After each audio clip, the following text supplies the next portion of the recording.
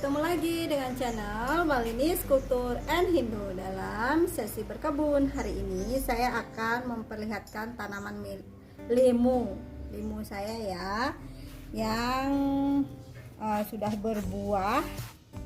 Nah, ini buahnya banyak banget nih.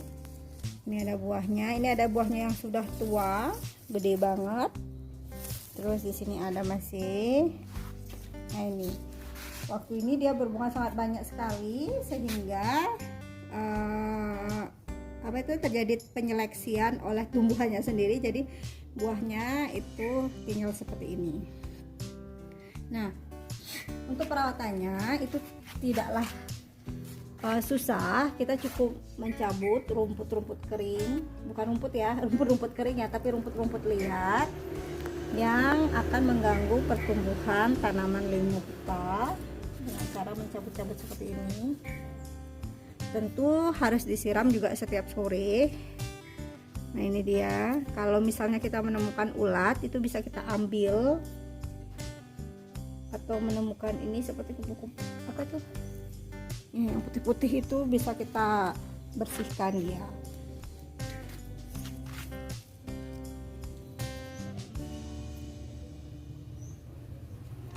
Nah, ini karena buahnya yang sudah mulai matang, saya akan potong dia ya.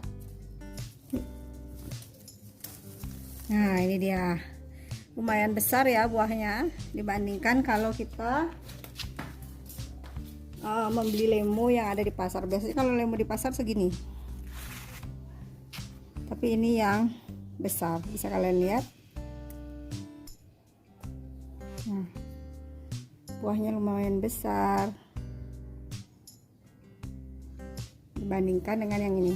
Bisa kalian bandingkan, ini yang benar-benar sudah matang, dan ini bisa dipakai membuat lawar dan masakan lainnya yang memberikan cita khas rasa lemu yang enak. Nah, pohon lemu saya ini saya rutin dia pupuk sebulan sekali dengan pupuk NPK sebanyak ini kira-kira 10 butir ya.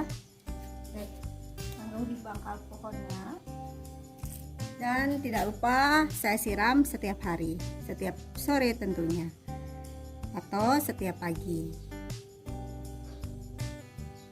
Demikian dulu perawatan tanaman limu yang dipakai dengan tambula pot. Sampai ketemu lagi di sesi berkebun berikutnya. Sampai jumpa, bye bye.